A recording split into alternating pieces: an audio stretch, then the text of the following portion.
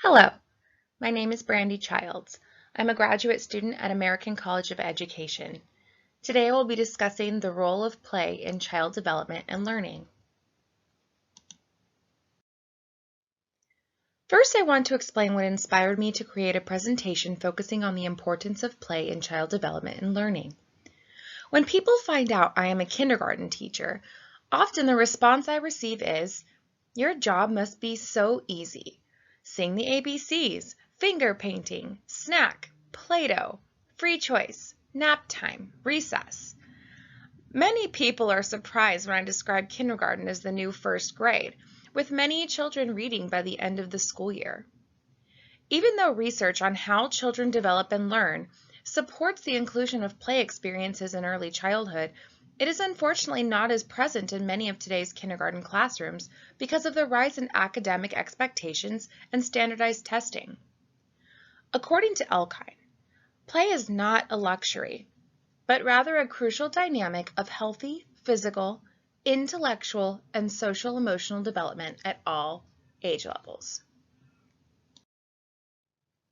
I will begin by outlining some of the characteristics of today's kindergarten. I will then define developmentally appropriate practice and discuss the theoretical support, developmental benefits, and different types of play-based learning.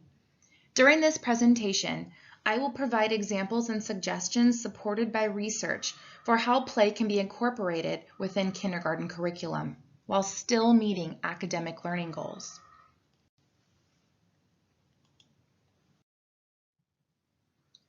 Kindergarten classrooms across the United States look and sound very different than they used to. Instead of dedicating learning time to play, exploration, and relationship building, children are spending more and more time sitting in front of a teacher receiving direct instruction. While teachers have training experience with creating, differentiating, and individualized curriculum, many school districts require them to teach from a script while teaching concepts taken directly from a standardized test. Why was there such a drastic change in kindergarten? One reason is because of the increase in state expectations, standards, and standardized tests. Another reason is because more and more children are being enrolled in pre-K, resulting in kindergarten not being the first school experience for many children, so expectations for kindergarten readiness are higher. But what about the children who do not attend preschool or pre-K?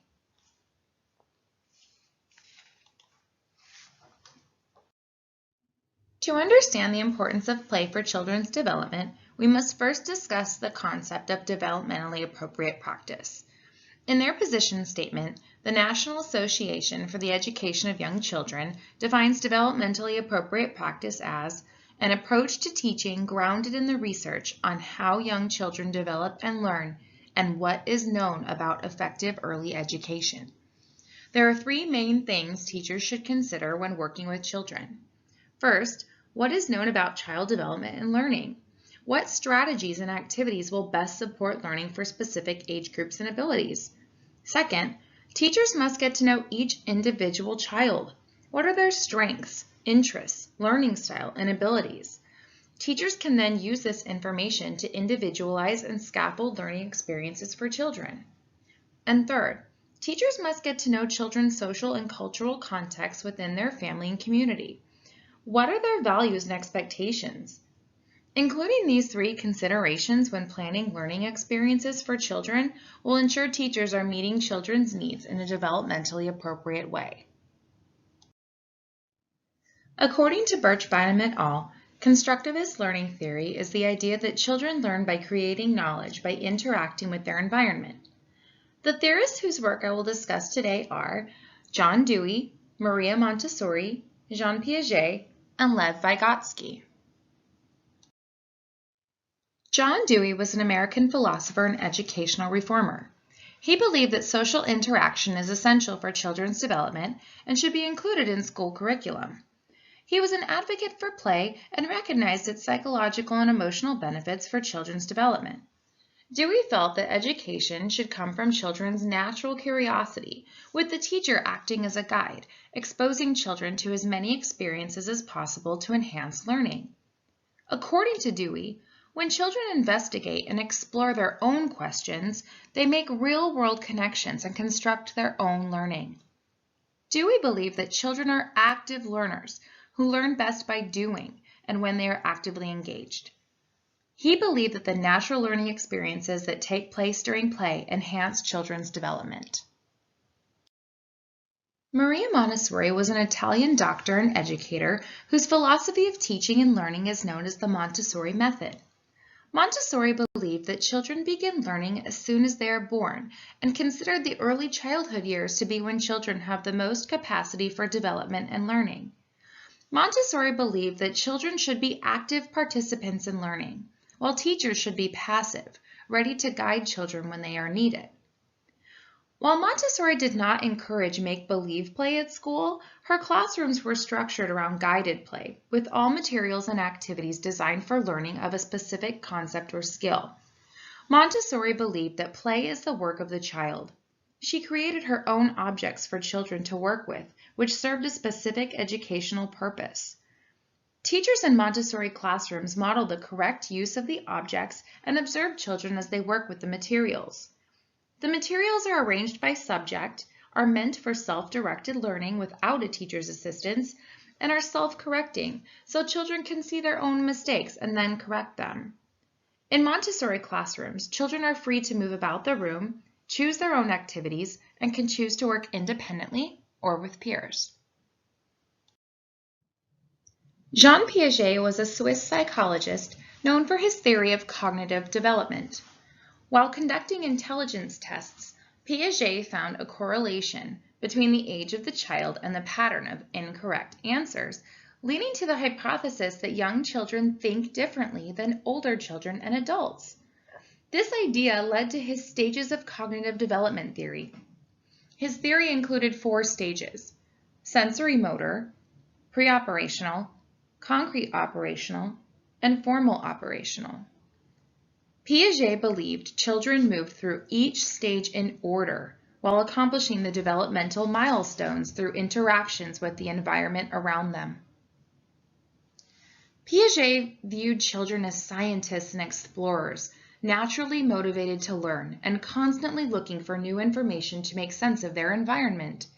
He believed that learning experiences should be appropriate to children's age and development, allowing them to construct their own learning from hands-on experiences. According to Piaget, play is cognitive development. During play, children develop their imagination, memory, creativity, problem-solving, and decision-making skills.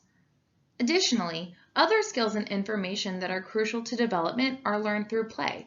For example, when a child engages in play at the water table, he learns about the concepts of solids and liquids, flowing water, and sink and float.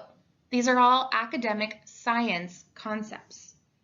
While the child's role is to construct learning through play and exploration, the teacher's role is to guide and facilitate experiences that promote learning.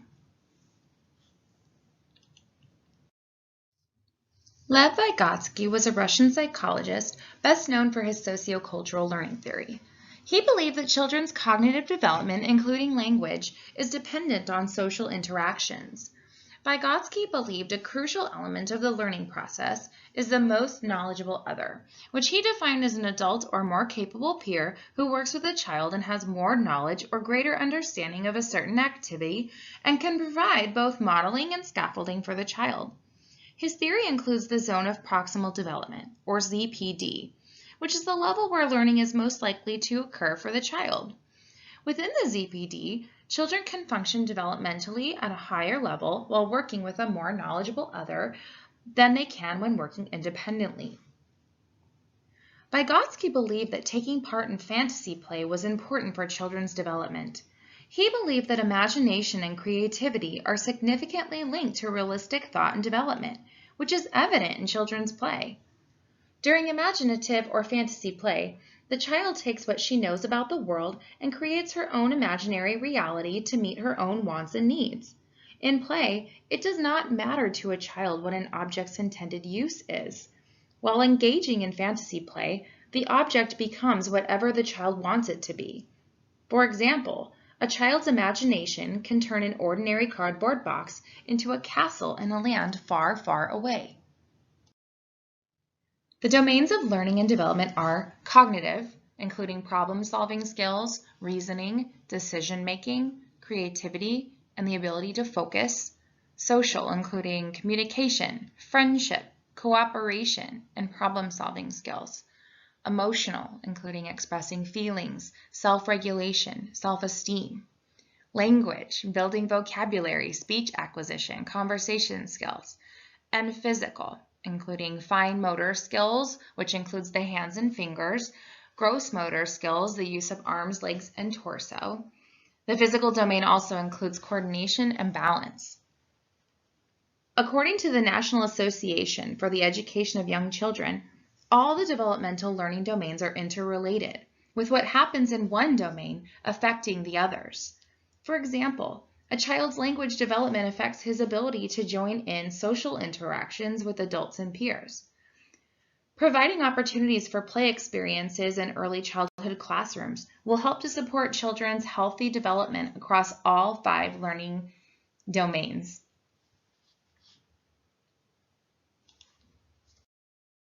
There are 2 main types of play-based learning, which are defined by who is directing the play. Free play is completely directed by the child, without control or oversight by a teacher.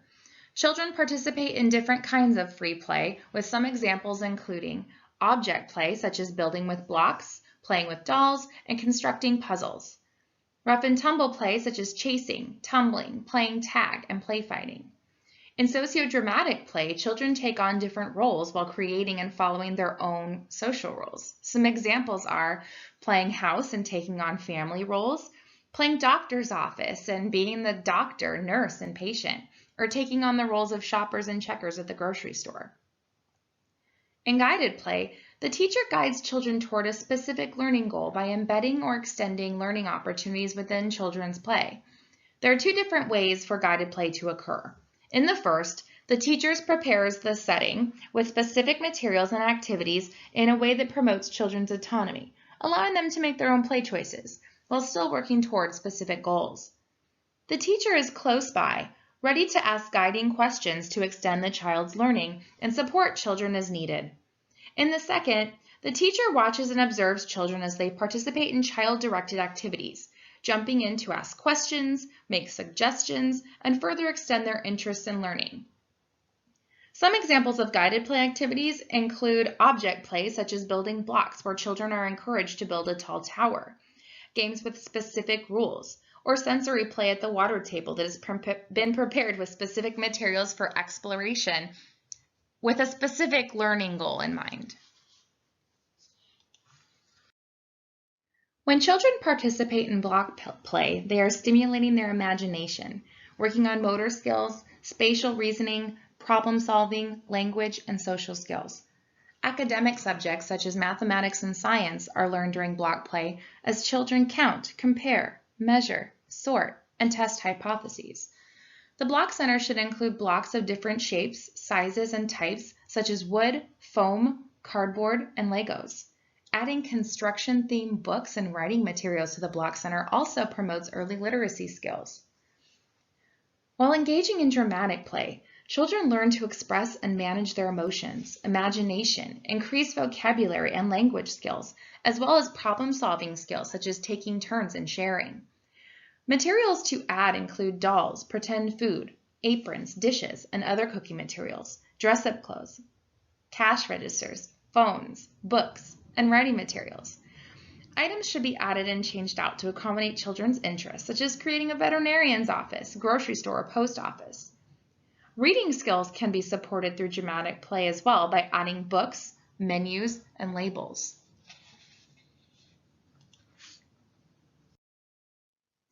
When playing games with set rules, such as card games and board games, children learn social skills such as taking turns, solving problems, how to win, and how to lose. Math, reading, cognitive, language, and fine motor skills are also developed through playing games. Games can be used to practice specific concepts, such as counting, colors, or letter identification. Games with rules can also include activities such as hide and seek, red light, green light, and freeze tag. Children also like to make up their own rules for games and role-playing activities. Children use their senses for both art and sensory activities, so many skills are similar between the two types of activities. Fine motor skills are supported through using scissors, writing utensils, squeezing sponges, and picking up small objects with fingers. Cognitive, language, problem-solving skills, and creativity are supported through both art and sensory activities. In the Art Center, materials should be added and changed out to accommodate children's interests. Materials should vary to accommodate developmental levels such as different size paintbrushes and crayons. Sensory activities should be changed frequently and can feature water, sand, dirt, pebbles, beads, and more. Different types of toys should be used to support scientific discovery and exploration, including various sizes of cups and pitchers, sponges, funnels, strainers, and stand toys. Both music and movement activities can be integrated within early childhood curriculum supporting social, emotional, language, cognitive, spatial reasoning, creativity, and gross motor skills. Songs can be used to help introduce and learn academic concepts as well as promote social participation. Examples of materials to include are CD players, instruments, scarves, beanbags, ribbons, and parachutes. Playing with toys and manipulatives can be an independent or social activity. Children learn social and emotional skills such as sharing, taking turns, solving problems, and building relationships while interacting with peers through object play, in addition to language skills. Manipulatives can also help support abstract thinking, cognitive skills, spatial reasoning, and help children learn mathematical skills such as counting, sorting, one-to-one correspondence, comparing, patterning, and geometry, as well as reading skills such as identifying letters and sounds. Toys and manipulatives should be rotated based on children's interest and developmental level. Examples of toys and manipulatives to include are puzzles, animals, geoboards, Unifix cubes, dominoes, pattern blocks, marbles, shapes, letters, numbers, and cars and racetracks. I will now provide a few examples of specific activities that children can participate in through either guided or free play centers. Each of the activities meets the Common Core state standards for kindergarten in either literacy or math. In my classroom, I like to create themed units, often based on children's literature, so no matter which subjects I am teaching, my students are always exposed to literacy skills. The following activities will be based on The Very Hungry Caterpillar by Eric Carle. Both activities on this slide meet Common Core state standards for reading literature and speaking and listening.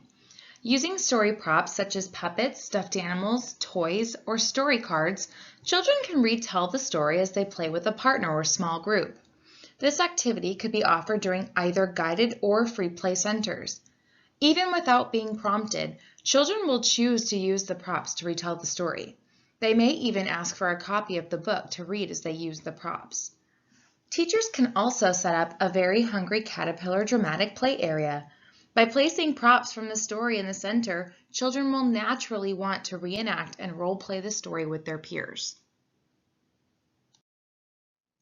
Both activities on this slide meet Common Core state standards for math, counting, and cardinality. As children create a Play-Doh caterpillar, ask them questions such as, how many dough balls did you use to make your caterpillar? Or, I wonder how many dough balls long your caterpillar would be if you added 5 more. Using story sequencing props, children can practice literacy and math standards at the same time. After sequencing the story, ask, how many strawberries did the caterpillar eat? Or, I wonder how much food the caterpillar ate during the whole story. Other math standards can be supported using similar activities, including comparing groups of objects and sorting. The challenge kindergarten teachers today are faced with is, how do we maintain developmentally appropriate practice in kindergarten while simultaneously meeting academic standards? To promote optimal learning and development, teachers need to combine play with purpose by designing hands-on, meaningful learning activities. Each of the play activities I described on the previous slides can be incorporated into the kindergarten curriculum through either structured guided play or unstructured free play as centers. Teachers can also design specific standalone lessons that incorporate these play-based activities. Finally, it is our responsibility as early childhood educators to advocate for learning experiences that are developmentally appropriate for children. We can do this by involving families and educating community members, administrators, and policymakers about the research and evidence that supports play and its role in early childhood classrooms. To review, the concept of developmentally appropriate practice, research by theorists, and educational practitioners provide evidence that play is not only essential for learning, play is learning. This presentation provided examples of how both developmental and academic growth will occur if teachers are intentional in the activities, materials, and overall experiences they provide for children.